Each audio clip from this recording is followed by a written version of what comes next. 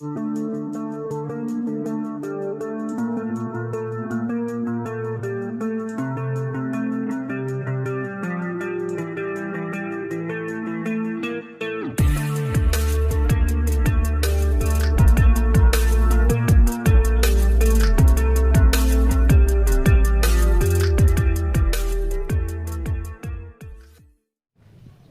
कुछ जीवन में ठीक चल रहा था। एक दिन शनिवार का दिन था, रात को 8 बजे, अगस्त की बात बता रहा हूं, सन 2000 की बात बता रहा हूं। शनिवार के दिन में बहुत खुश था। शनिवार के दिन सारे कर्मचारी खुश होते हैं। एक्स्ट्रा मैं कर्मचारी की शक्ल देखकर बता सकता हूं कि आज वार क्या। सोमवार को देखना सबसे ज्यादा शक्ल बिगड़ी हुई होती कर्मचारी। तो शनिवार के दिन में एकदम खुश। रात को 8 बजे का समय, हमें पता कि कल ऑफिस में जाना, कल कोई बॉस नहीं है, तो हमने अपनी एलेमल वेस्पा स्कूटर की चाबी को यहां लगाया और घुमाया। विष्णु भगवान की तरह चक्कर घूमता गया और हम गाना गाते गाते स्कूटर की तरफ जा रहे।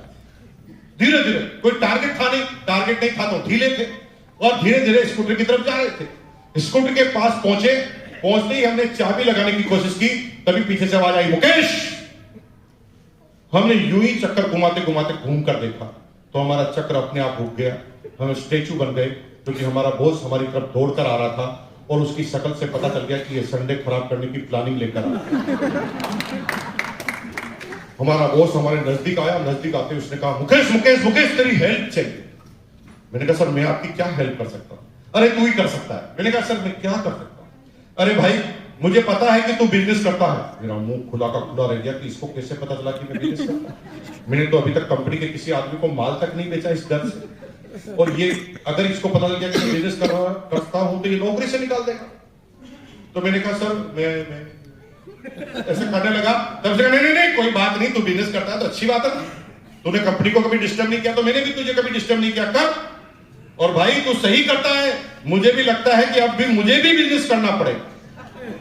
मैं इतना खुश हुआ, मैं इसलिए खुश हुआ कि अगर ये भी बिजनेस करेगा तो मैं कंपनी के आदमी को भी माल बेच दूंगा। मेरे तो बेचने के अलावा दिमाग में कुछ चलता ही नहीं। तो उसने मेरे कंधे पे हाथ रखेगा कि भैया बिजनेस तो मुझे भी करना पड़ेगा, लेकिन अब मेरे खानदान में कोई बिजनेसमैन नहीं है तो मैं क्या करूं, कुछ समझ में नहीं आ रहा। खूब दिन से मैं तैयारी कर रहा हूं बिजनेस करने की, लेकिन समझ में नहीं आ रहा स्टार्ट कहां से करूं, किस चीज का बिजनेस करूं। अभी पिछले सप्ताह मेरे कुछ दोस्त आए थे पुराने, वो ना एक बोर्ड पर अंगूर की बेल बनाकर कुछ बिजनेस समझा रहे थे। गोल गोल गोल गोल ऐसे बना रहे थे और कहा कि तू इससे अमीर बन जाए। भाई मेरे को तो कुछ समझ में नहीं आया क्या कर रहा। तो मैंने उसको तेरे से बिना परमिशन लिए एक बात कह दी, बुरा तो नहीं मानेगा? मैंने कहा, क्या बोला?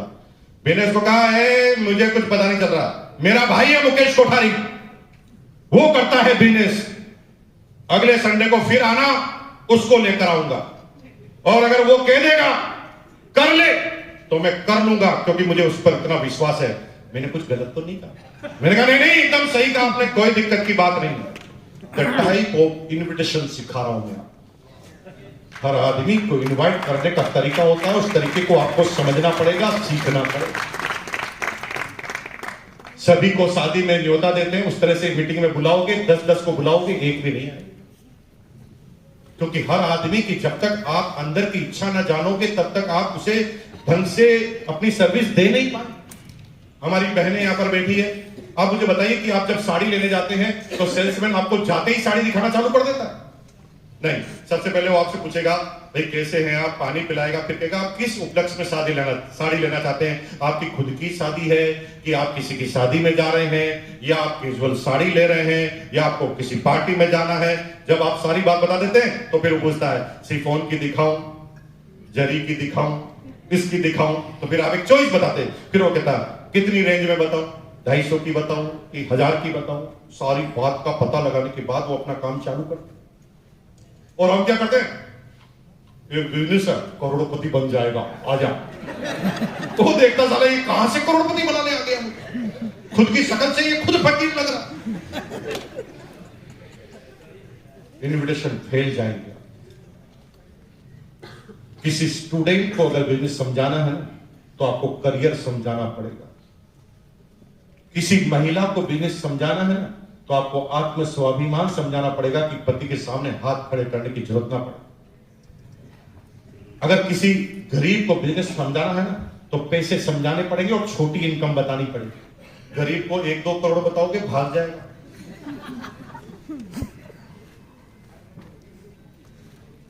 एक आदमी था गरीब, उसके 1 करोड़ की लॉटरी खुल गई, लेकिन वो हार्ट पेशेंट। 1 करोड़ की लॉटरी खुल गई तो अब जो लॉटरी का कंपनी का जो मैनेजर है ना वो बताने आया, भाई साहब उस समय अखबार नहीं था, 1 करोड़ की खुल गई, बताने आया कार वाले लेकर। तो बताने आया तो गांव में कुछ लोगों ने रोक लिया, कहां जा रहे हैं? वो कहे भैया वो रामलाल के 1 करोड़ की लॉटरी खुल गई, वहां जा रहा हूं। वो कहे दिमाग खराब है, जाने नहीं देंगे। यार क्या नहीं जाने देंगे, 1 करोड़ की खुली। अरे भाई तेरी 1 करोड़ गया भाड़ में, उसको पहले एक बार अटैक आ चुका है और तू 1 करोड़ बोला अभी का भी मर जाएगा, कल भाग गया से। उन्होंने कहा यार क्या करें। सरपंच के पास गए, सबके पास गए, तो फिर दिमाग में आया कि भाई धीरे धीरे प्रिपेयर करो, सीधा 1 करोड़ बोलेंगे अटैक। तो धीरे धीरे प्रिपेयर करते हैं, तो उसको ट्रेनिंग रखी गई। धीरे धीरे वो लॉटरी का आज ही आता था। वो कहता भाई साहब रामलाल जी बताओ, अगर आपने जो लॉटरी का टिकट लिया उसमें अगर आपकी 1000 की लॉटरी खुल जाए तो? 1000 की खुल जाएगी तो भाई बहुत दिन से ढंग से खाना नहीं खाया, अच्छी होटल में खाना खाऊंगा, पूरे घर वालों को ले जाऊंगा, मिठाई भी खाऊंगा। एक दिन खत्म, फिर दूसरे दिन का, रामलाल जी अगर 10,000 की खुल जाए तो? 10,000 की? भाई साहब सबसे पहले साइकिल बदलो, और घर के कलर नहीं कराया, उस पर कलर कराना बहुत जरूरी है, और पार्टी तो फाइनल है। अगले दिन रामलाल जी 1 लाख खुल जाए, 1 लाख? तो फिर भैया साइकिल चलाते चलाते बहुत टाइम हो गया, अब ढंग से एक बाइक खरीद ले, और बाकी जो 3 काम किए वो तो करने।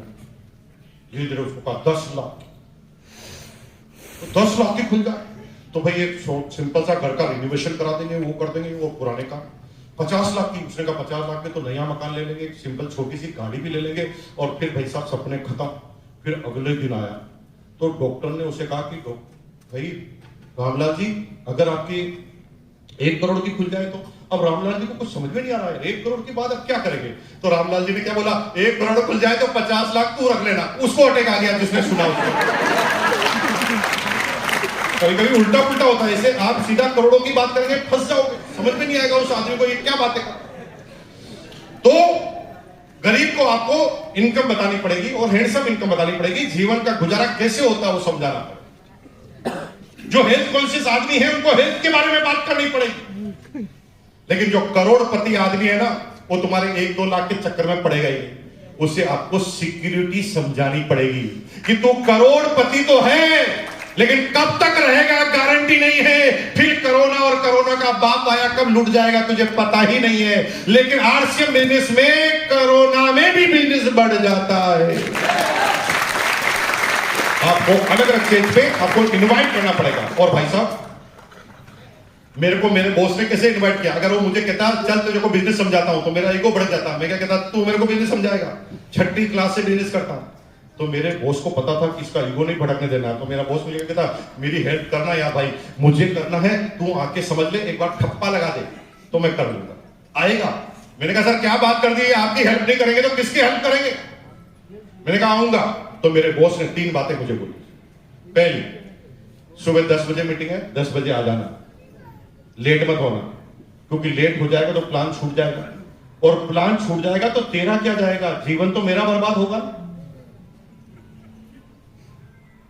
मैं 10 पे 5 कम पे आकर बैठ गया।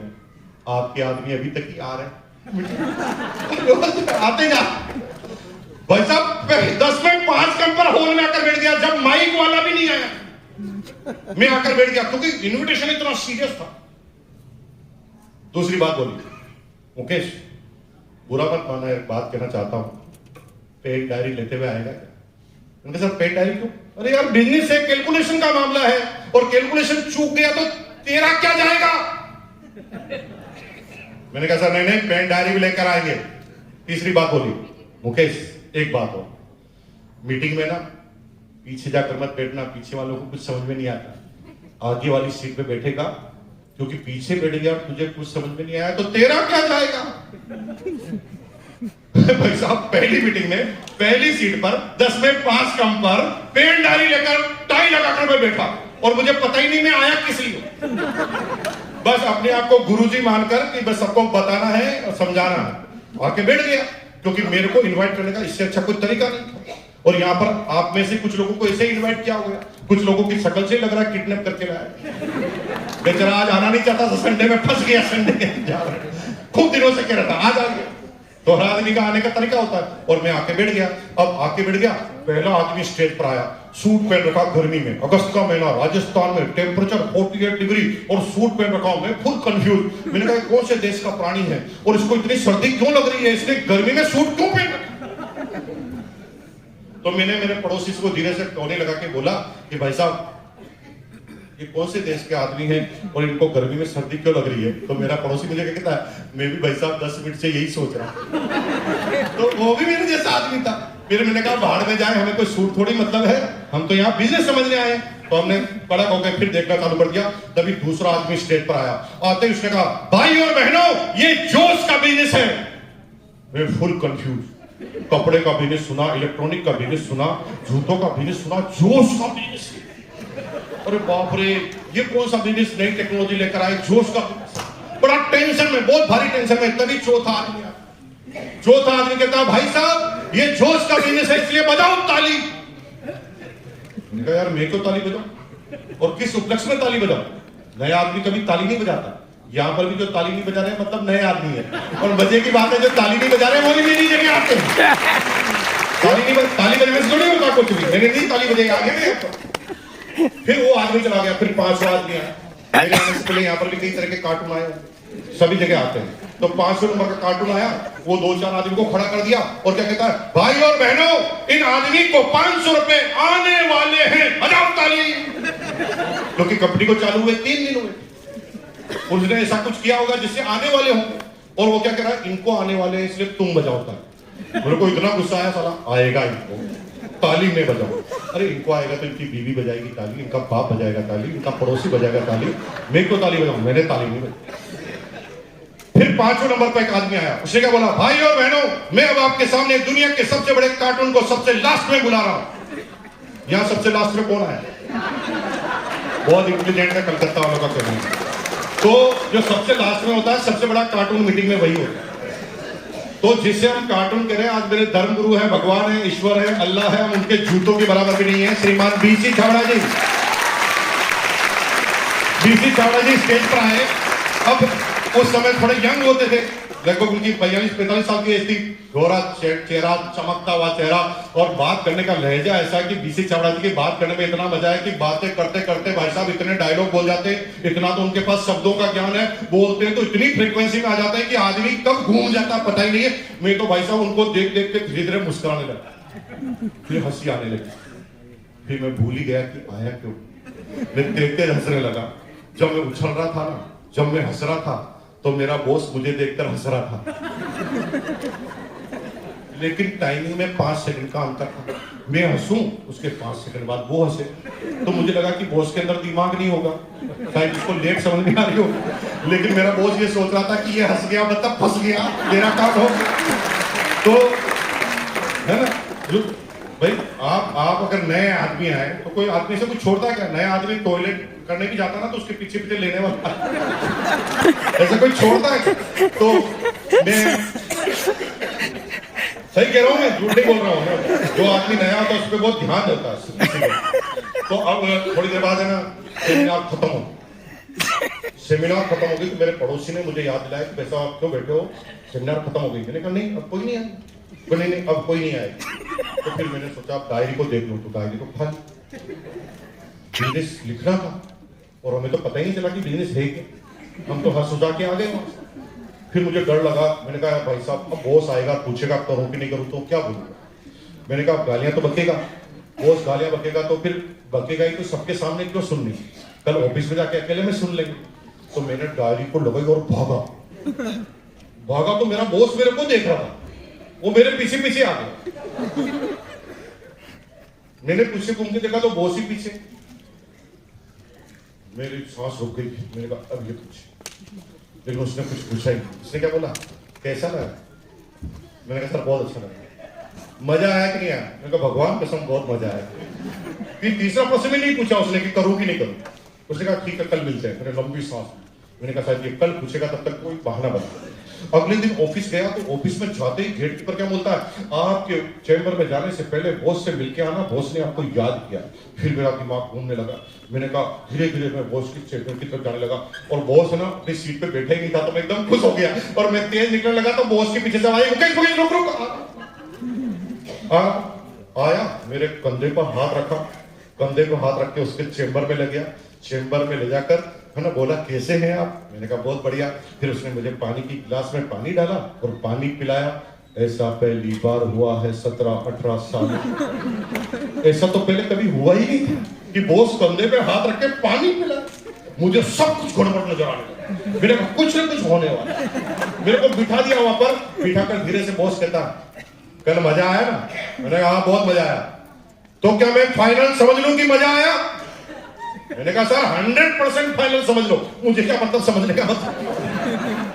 मैंने कहा फाइनल ही समझ लो कि 100% मजा आया। तो जुई मैंने कहा फाइनल समझ लो। उसने अपने सीट के नीचे से काले कलर का बैग निकाला, मुझे दे दिया। बैग को कहते थे किट। किट में होते थे 3 जोड़ी कपड़े। इस बिजनेस को ज्वाइन करने के लिए उस समय कंपलसरी लेना पड़ता था। अभी डायरेक्ट सेलिंग की गाइडलाइन के अनुसार कुछ भी लेना कंपलसरी नहीं, लेकिन उस समय हमारे समय लेना जरूरी था। उन्होंने मुझे किट दे दी और किट में हमने खोल के देखा तो 3 जोड़ी कपड़े। मैं इतना भोला आदमी अभी तक भी नहीं समझ पा रहा हूं क्या होगा। मुझे क्या लगा अगस्त का महीना है, अक्टूबर में दिवाली है, शायद कंपनी एडवांस में कपड़े का गिफ्ट दे। तो मैंने किट को लेकर बोला थैंक यू सर। तो बॉस ने कहा थैंक यू की जरूरत नहीं, 1260 किट की रेट थी, 1260 रुपए दो। मैंने कहा सर 1260 रुपए क्यों? कल मजा आया ना? मैंने कहा सर मजे के 1200 रुपए कौन लेता है? मैं लेता हूं, मेरा तो बिजनेस है, सबको ले जाता हूं, जिसको भी मजा आता है उसको 1260 रुपए। अब मेरे अपलाइन और मेरे में ज्यादा अंतर नहीं था, 1 दिन का अंतर था। वो 1 दिन पहले ज्वाइन है, 1 दिन बाद में ज्वाइन। अब उसने कहा लेनी पड़ेगी क्योंकि तुझे मजा आया। मैंने कहा सर भगवान कसम ले लेता, लेकिन सैलरी वाले आदमी हैं, महीने के अंतिम दिन चल रहे हैं, 1260 रुपए जेब में मिलते हैं क्या लास्ट डेटों में? आप अच्छी तरह जानते हैं नौकरी वालों की नहीं होते।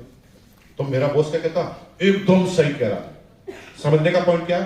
Don't criticise, don't condemn. जब किसी नए आदमी के पास आप जाएं तो क्रिटिसिज्म ना अपनाएं, क्योंकि अगर आप क्रिटिसाइज करोगे तो वो तुम्हारे से दूर भाग जाएगा। उनकी बातों में बातें डालनी पड़ेगी, हाँ में हाँ मिलानी पड़ेगी। अगर वो तुम्हारे से कहे कि तुम्हारे से बड़ी कंपनी तो मैं करता हूं, तो आपको क्या बोलना है? बिल्कुल सर, आपकी जानकारी के अनुसार आप ही की बड़ी होगी। यानी आप सहमत नहीं है, लेकिन आप ये मत कहना नहीं सबसे बड़ी कंपनी तो आरसी में, वो भाग जाए।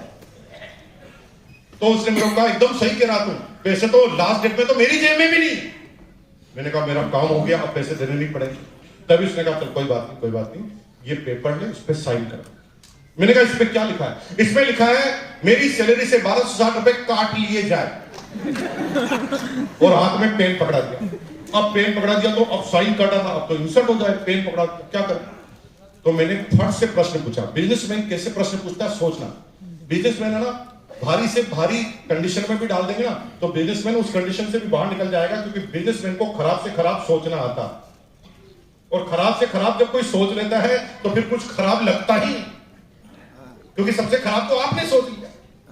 तो मैंने क्या सोचा, अगर साइन नहीं करूं तो, वो नहीं करूंगा तो बॉस नाराज। मेरा जवाब दे रहा है, देखो दिमाग, नहीं साइन करेगा तो बॉस नाराज, बॉस नाराज तो इंक्रीमेंट इसके हाथ में, 2000 की जगह 1000 ही लगेगा। और 1000 इंक्रीमेंट लगा तो 12 महीने का 12000 का नुकसान, 10 साल का 1,20,000 का नुकसान, 30 साल की नौकरी बची है, ब्याज सहित 5 लाख का नुकसान। मैंने तुरंत साइन कर। मैंने कहा 1260 रुपए के चक्कर में 5 लाख का कौन नुकसान कराएगा? मैंने साइन। अब क्या हुआ, मैंने तो पिंड छुड़ाने के लिए साइन किया, लेकिन ये मेरे साइन दुनिया की सबसे बड़ी मिस्टेक थी। मैंने साइन कर दिए तो बॉस ने क्या किया, एक फॉर्म पे नंबर लिया और मेरा नंबर दे दिया। उस समय सीधा डायरेक्ट नंबर मिलता था, फॉर्म का नंबर ही डिस्ट्रीब्यूटर नंबर होता था। मुझे नंबर दे दिया और मैंने नंबर को लेकर फाड़ के फेंक दिया। मुझे कोई मतलब ही नहीं है, किट को ले जाकर कहां फेंकी मुझे अभी तक भी नहीं मिली, हकीकत बात बता रहा हूं। लेकिन माइनस पॉइंट क्या हुआ कि मेरे बॉस ने चौथे नंबर पे मेरा नाम लिख दिया, Mukesh Kothari. List of downline में उसका नाम मुकेश कोठारी नाम लिख दिया। अब वो क्या मुझे रोज परेशान करता था, that is called follow up. Mukesh Kothari अगर इस बिजनेस में आया तो सिर्फ फॉलो अप की वजह से, सिर्फ फॉलो अप। अगर कोई सिंपल आदमी मेरे को मेरी अपलाइन मिलता ना तो शायद मैं इस बिजनेस में होता ही। फॉलो अप तब तक करना कि जब तक कि सामने वाला क्लियर कट मना ना कर दे, मना ना कर दे। जब तक कोई बहाना बनाता रहता है तब तक फॉलो अप करते रहे। तो मेरा बॉस मेरे पास आता था और रोज लंच में मेरे पास आता था मिलने, और क्या कहता, मुकेश वो अपने जो बिजनेस ज्वाइन किया ना आरसीएम, उसकी मीटिंग है शाम को 7 बजे मेवाड़ चेंबर ऑफ कॉमर्स में, आएगा? अभी तो इंक्रीमेंट नहीं लगा था, तो क्या कहना था, आओ, मना कर ही नहीं सकता था, आएगा? मैंने कहा यस सर, लेकिन जाता नहीं था। तो अगले दिन वो लंच में कहता था, अरे कल क्यों नहीं आया? मैंने कहा सर तबियत थोड़ी नरम लग रही। हाँ यार देख, तबियत का तो पहले ध्यान रखना चाहिए, पहला सुख निरोगी का है। अब वो खुद ही डायलॉग बोल रहा, एकदम सही किया भाई, आगे भी कभी प्रॉब्लम हो तो तबियत का साथ रखना चाहिए, और कोई जरूरत नहीं है, कोई अच्छा किया कि तू नहीं आया, तो कोई चिंता की बात नहीं है, आज फिर मीटिंग है, आएगा? मैंने कहा सर आप तो आएंगे, जाता नहीं। अगले दिन कहता था क्यों नहीं आया? मैंने सर बीबी की तबीयत थोड़ी खराब। वो बीबी की तबीयत खराब, क्या हुआ भाभी जी को? ठीक तो है ना? देखो फैमिली का ध्यान रखना पड़ता है, नंबर 1 प्रायोरिटी होनी चाहिए, फैमिली नंबर 1 जीवन के अंदर। कोई बात नहीं, आगे भी कभी भी ऐसी प्रॉब्लम हो तो फैमिली का ध्यान रखो, कोई चिंता की बात नहीं, आज फिर मीटिंग आएगा? यस सर, जाता ही नहीं था। क्यों नहीं आया? सर स्कूटर खराब हो गया। स्कूटर खराब हो गया था, कोई बड़ा नुकसान तो नहीं हुआ? हाँ यार देखो, मशीनरी का कुछ कह नहीं सकते, मशीनरी तो कभी भी खराब हो सकती है, कोई बात नहीं, आज फिर मीटिंग है, आएगा? Yes sir. नहीं जाता था। क्यों नहीं आया? सर मेहमान आ गए थे। हाँ यार मेहमान तो आ सकते हैं, मेहमान तो कह के थोड़ी आते हैं, कभी भी आ सकते हैं। और यार वो मेरी काट ही नहीं करता, गुस्सा ही नहीं करता, वो एक चीज करता दूसरा बोला जाके देता। 6 दिन निकाल, संडे के दिन में फंस गया।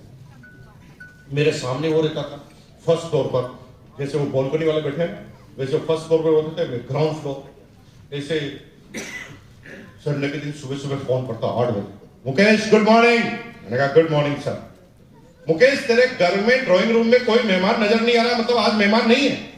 मैंने कहा आज तो मेहमान नहीं है। तू स्कूटर पर दूध लेने जा रहा था, मतलब स्कूटर ठीक है? मैंने कहा सर स्कूटर तो एकदम ठीक ही है। तुम और तेरी बीवी दोनों मॉर्निंग वॉक पर दौड़ रहे थे, मतलब दोनों की तबीयत ठीक है? मैंने कहा हाँ सर दोनों की तबीयत ठीक है। आ जाओ 10 रुपये। आज ऐसे कई लोग आए होंगे जो 15-20 दिन के बहाने बना के स्वाहा। तो मैं जाना था, इतने सारे बहाने क्या बनाए? मैंने कहा यार एक बार जाते हैं, फिर 7 दिन और छुट्टी लेना। तो मैं वहां पहुंच गया। That is called counselling. Seminar से डिसीजन लिए जाते हैं, काउंसलिंग से लीडर बनाए जाते हैं। नोट द पॉइंट, सेमिनार से निर्णय लिए जाते हैं, सेमिनार से ज्वाइनिंग कराई जा सकती है, लेकिन काउंसलिंग से लीडर बनाए जा सकते हैं। काउंसलिंग मतलब 2 वे संवाद। जब डॉक्टर के पास जाते हैं तो आप काउंसलिंग करते हैं, जिसमें दोनों पार्टी को बराबर प्रश्न पूछने का अधिकार होता है। आपके मन में जितनी भी शंकाएं चल रही है उन्हें आप खत्म कर सकते हैं, और जब ये संवाद कायम होता है तो अंदर लीडर का जन्म होता है। आप तैरना सीखना चाहते हैं, आपको तैरना नहीं आता, what is the first procedure? बोलिए। पानी में कूदना पड़ेगा। ए भाई ये अंतिम प्रोसीजर है। आपको तैरना नहीं आता और आप सीधे पानी में कूद डूब जाएंगे, मर जाओगे। क्या? टीचर खोजना पड़ेगा ना, एक आदमी को आइडियल बनाकर टीचर बनाना पड़ेगा। जोरदार ताली बजाइए भैया। क्या नाम आपका? कपूर। प्रमोद के लिए जोरदार ताली बजाइए। प्रमोद बहुत जोरदार। देखिए अगर आपको तैरना सीखना चाहते हो तो आपको सबसे पहले जिस आदमी को तैरना आता है, जिस आदमी को तैरना आता है, और तैरना नहीं अच्छा तैरना आता है, जिसकी बहुत बढ़िया ट्रैक रिकॉर्ड है तैरने का, उसके पास जाकर इच्छा जाहिर करनी होगी। This is the first procedure. अगर आपको टेक्निकल एचर बनना है तो ऑफलाइन के पास जाकर इच्छा जाहिर करनी होगी। अगर आपको रॉयल्टी एचर बनना है तो इच्छा जाहिर करनी होगी, और अगर आप इच्छा जाहिर नहीं कर रहे हैं तो भगवान भरोसे रहना, कब रॉयल्टी आएगी हमें पता नहीं। इच्छा जाहिर कर दी तो अपलाइन का फोकस आपकी तरफ आ जाएगा, क्योंकि अपलाइन आप ही की तरह के सीरियस आदमी को ढूंढ रहा है, और जिस दिन अपलाइन को पता लग गया कि ये सीरियस है, उस दिन अपलाइन आपके पीछे है। भैया आप इतने अच्छे तैराक हैं, मैं भी तैरना सीखना चाहता हूं। ओके, डिसिप्लिन का ध्यान रखना पड़ेगा। सर रखूंगा। रोज सुबह 5 बजे तालाब पर आना पड़ेगा। आऊंगा। अब कंडीशन चालू हो रही है, आपकी अपलाइन भी कहती है अच्छा रोल्टी पर जानते हो, 6 बेसिक का पालन करना पड़ेगा, सेमिनार में आना पड़ेगा, डीपीडब्ल्यू में आना पड़ेगा। Same procedure, same. आऊंगा सर, ठीक है, सुबह 5 बजे मिलते हैं, सी यू इन तालाब। और चले गए सुबह 5 बजे। अब 5 बजे जाने के बाद अब प्रक्रिया समझना। सबसे पहले जो टीचर होता है ना, वो ये नहीं कहता चल कूद। टीचर क्या करता है, पहले खुद कपड़े वपड़े खोलता है, ट्रैक सूट पहनता है, अपने स्विमिंग सूट पहनता है और सबसे बड़ी छलांग लगाकर बताता है। That is the confidence building. और आप जब लगातार पीने हासिल करते हैं तो कॉन्फिडेंस बिल्ड होता है टीम के अंदर, और फिर वो बड़ी सी छलांग आपके सामने लगाता है, और ये क्लियर कर देता है कि मैं बहुत बड़ा तैराक हूं। इसलिए बोलना कम करके बताना, बोलना कम करके बताना। डायमंड क्लब के लिए बोलना नहीं, करके बताना है, करके डाल देना है ग्रुप में, मेरा हो गया आपका कर। खुद करना फिर बताना, बोलना नहीं, कम से कम बोलिए, लीडर है, करके बता दीजिए। दुनिया आपको कॉपी करेगी, आप बोलोगे तो कोई कॉपी नहीं करे, क्योंकि बोलने वाले तो पता नहीं कहां सुबह 4 बजे टीवी पे मिल जाते। उससे क्या होगा, बोलने से कुछ हासिल, करके बता।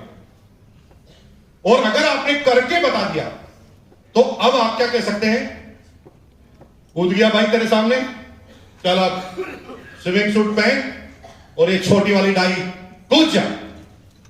अब यहां से संवाद कायम हो रहा है, दैट इज कॉल्ड काउंसलिंग। कूद जाओ, कूद जा। नहीं, बहुत डर लगता है। आप यही कहते ना, लोगों के पास कैसे जाऊंगा, लोग मना कर देंगे, लोग मेरी बात नहीं मानेंगे, तो कैसे प्लान बताओ। आप भी यही प्रश्न करें। उसने कहा कूद जा, तो नहीं कूदूंगा क्योंकि डर लगता है। डूब गया तो अब नीचे से इंट्रोडक्शन चालू हो रहा है। डूब गया, ए भाई 17 साल से स्विमिंग कर रहा हूं, 10 साल से बच्चों को सिखा रहा हूं, 3 नेशनल अवार्डी मैंने निकाल दिए हैं, 100 से ज्यादा स्टूडेंट मेरे परमानेंट रहते हैं। आज दिन तक मेरा रिकॉर्ड है, एक को नहीं डूबने दिया। नहीं डूबने दोगे? नहीं, किसी को डूबने नहीं दिया। नहीं सर, फिर भी डूब गया। अरे मैं नीचे इसलिए ही खड़ा हूं कि डूबेगा तो तुझे डूबने नहीं दूंगा। हाँ सर ठीक है, फिर कूदता हूं। सर कूद तो जाऊंगा, लेकिन कूदने के बाद करना क्या? करना क्या? अरे भाई, पानी में कूदकर सांस मत लेना, पेट में हवा भर के रखना। पानी में अगर सांस ली तो पानी मुंह में चला जाएगा। शरीर को हल्का रखना, जब बॉडी ऊपर आए तो हाथ से पानी को पीछे धकेलना, तू आगे जाएगा।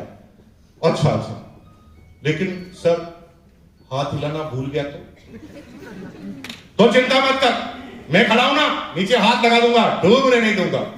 और जब ये सारी चीजें क्लियर होती है तो छपाक पानी में कूद जाते हैं, और दुनिया के सारे तैराकों का निर्माण और दुनिया के सारे टेक्निकल अचीवर का निर्माण ऐसे ही हुआ है और ऐसे ही होगा। ऐसे ही हुआ है और ऐसे ही होगा, यही प्रोसीजर है। अब क्या हुआ, काउंसलिंग मीटिंग हुई और मैंने प्रश्न किए उल्टे। मैंने कहा सर ठीक है, आप मुझे बताओ करना क्या। तो मेरे बॉस में मेरे ज्यादा अंतर नहीं था। उसने कहा कुछ नहीं करना, जो मैंने तेरे साथ किया तो लोगों के साथ कर। मैंने कहा सर आपने मेरे साथ क्या किया? मैंने कान में पूछा। अरे तेरे को किडनी दी, किट 1260 की थी, उसमें कपड़ा था, कपड़ा मैंने बनाया क्या? कंपनी ने बनाया, कपड़ा कंपनी ने बनाया, सेल यहां पर हो गया। कंपनी आई नहीं, सेल हो गया, कंपनी का माल बिक गया, तुझे डिस्काउंट मिल गया और तुम दोनों को मिला दिया तो मुझे प्रॉफिट मिल गया, और तू भी बेचेगा तो तुझे भी प्रॉफिट मिलेगा। मैंने पूछा, उन्होंने जवाब दिया। तो मैंने दूसरा क्या प्रश्न पूछा, क्या सर आपको आपकी इमेज का आइडिया नहीं है, आपके स्टेटस का आइडिया नहीं है, you are the director of marketing और आप मैं deputy marketing manager of marketing. हम 1.5 करोड़ मीटर कपड़ा सेल करते हैं जिस कंपनी में काम करते हैं, और आप मेरे से 3 जोड़ी कपड़े सेल करवाए, 3 जोड़ी। तो उसने कहा सेल से शर्म आती है। मैंने कहा सर शर्म नहीं आती, शर्म आते तो 3 करोड़ मीटर थोड़ी सेल करते, 2 करोड़ मीटर। तो उसने कहा बेवकूफ, वो तेरा थोड़ी सेल कर रहा है, वो तो तू कंपनी का सेल कर रहा है। जब लोगों का सेल करोगे तो मिलेगी सेल। जब ये कंसेप्ट क्लियर हुआ तो भाई साहब मुझे इतने प्रश्न पूछे, उनकी जिंदगी में मेरे जैसे आदमी नहीं मिला होगा। 1.5 घंटे तक प्रश्न पूछे। वहां पर जितने भी आदमी बैठे थे ना, सबके दिमाग खाली हो गए कि ऐसे भी प्रश्न होते हैं। और जब सारे कंफर्म हुए तो भाई साहब 12 घंटे की नौकरी के बाद मैंने आरसीएम करना चालू कर दिया। कलेक्टर से ज्यादा की इनकम लेने के बाद 26,000 रुपए पर मंथ 1999 में जब सारी बातें क्लियर हो गई तो मैंने आरसीएम बिजनेस करना चालू कर दिया 12 घंटे की नौकरी के बाद। यहां पर कुछ लोग 8 घंटे की नौकरी करते हैं और कहते हैं आरसीएम कर तो लेंगे लेकिन मरने की फुर्सत नहीं। जब तुम मर ही नहीं सकता तो क्या कर रहा है? मरना तो सबको है भाई। प्रश्न जब समझ में आ जाता है ना तो फुर्सत निकल जाती है। समझ में नहीं आता तो बहाने ही रहते हैं। एक लड़का